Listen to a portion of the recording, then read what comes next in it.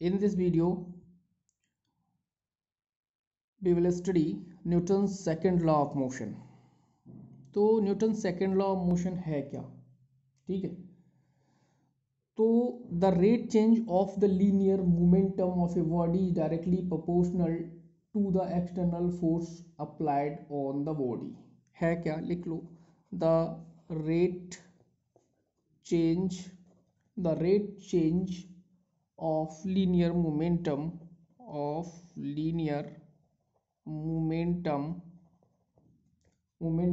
a body is directly proportional to the external applied force of the body. ठीक है, तो इसे इस तरह से समझते हैं, जो अप्लाइड फोर्स है वो डायरेक्टली प्रोपोर्शनल होता है the rate change of the linear momentum. ठीक है, जो अप्लाइड फोर्स है इसमें डायरेक्टली किसके प्रोपोर्शनल होगा? The rate change of momentum. P क्या है यहाँ? मोमेंटम है, मोमेंटम.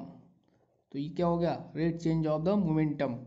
ठीक है, अब करना क्या है हमें? सपोज दैट हम पी से एक हमने फार्मूला पढ़ा है 9th में, एफ इक्वल एम ए, उसे हम क्या करेंगे यहाँ ड्राइव करके लाएंगे इसी से ही. ठीक, अब कैसे लाएंगे?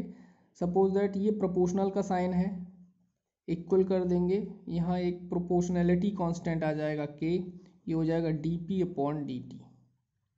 ठीक है, अब पी क्या है? Linear momentum. ठीक है, लास्ट वीडियो में स्टडी की है, पी इक्वल का फॉर्मूला क्या होता है? M b. ठीक, अब इस P इक्वल एम बी की वैल्यू यहाँ रखेंगे आप, के d upon D t, p की जगह क्या रख दो? M b. ठीक है, तो m मास है, इसे आप क्या कर लेंगे? बाहर ले आएंगे m, और ये हो जाएगा d B upon D t. ठीक है, अब ये क्वेश्चन आ गई. अब d we upon D t का मतलब क्या हुआ? The rate change in velocity. ठीक है, तो एसिलरेशन का देखो फार्मूला क्या होता है? एसिलरेशन का फार्मूला होता है the rate change in velocity upon change in time या टोटल टाइम टेकन. ठीक है, तो P माइनस यू, इसे हम लिख सकते हैं d we upon D t. ठीक है, या B2 माइनस B1 कर सकते हैं, तो d we upon D t लिख सकते हैं.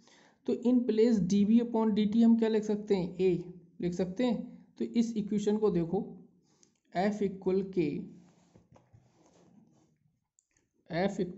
के M D we upon D T.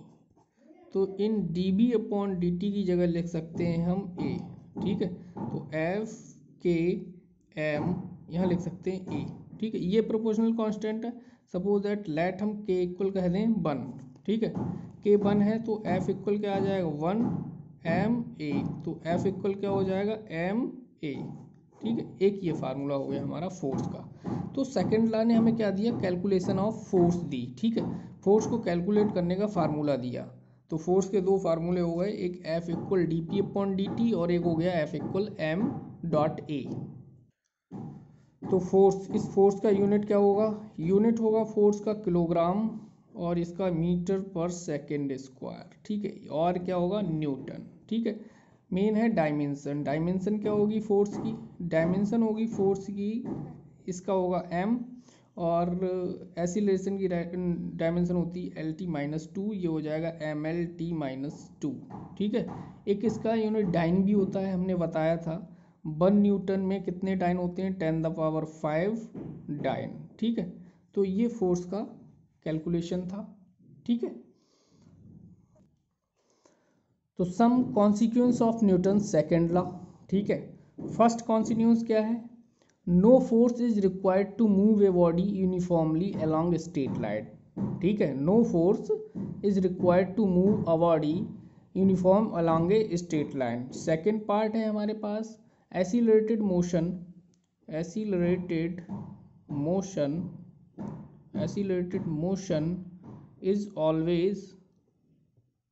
is always due to an external force. ठीक है, तो accelerated motion is always due to external force. जो एसिलेटेड मोशन का कॉज क्या है, वो उस पर अप्लाइड एक्सटर्नल फोर्स है। तो मेजरमेंट ऑफ फोर्स का मेजरमेंट क्या लाए थे हम, F इक्वल ma, और m इक्वल क्या लिख सकते हैं, dV/dt। ठीक है, ये मेजरमेंट ऑफ फोर्स था। ठीक है, और the second law of motion इस किस में है, वेक्टर फॉर्म में है। ठीक है, जैसे F क्या है, वेक्टर क्वांटिटी है, एक्सीलरेशन भी वेक्टर क्वांटिटी है। ठीक है, ये वेक्टर फॉर्म है। ठीक है, नेक्स्ट है हमारे पास point, the second law of motion applicable a single point particle. ये किस पर एप्लीकेबल है, it applicable only single point particle. ठीक है, सिंगल पॉइंट पार्टिकल के लिए एप्लीकेबल है ये। ठीक है, सिंगल। नेक्स्ट है कॉनकरेंट फोर्स क्या होते हैं, कॉनकरेंट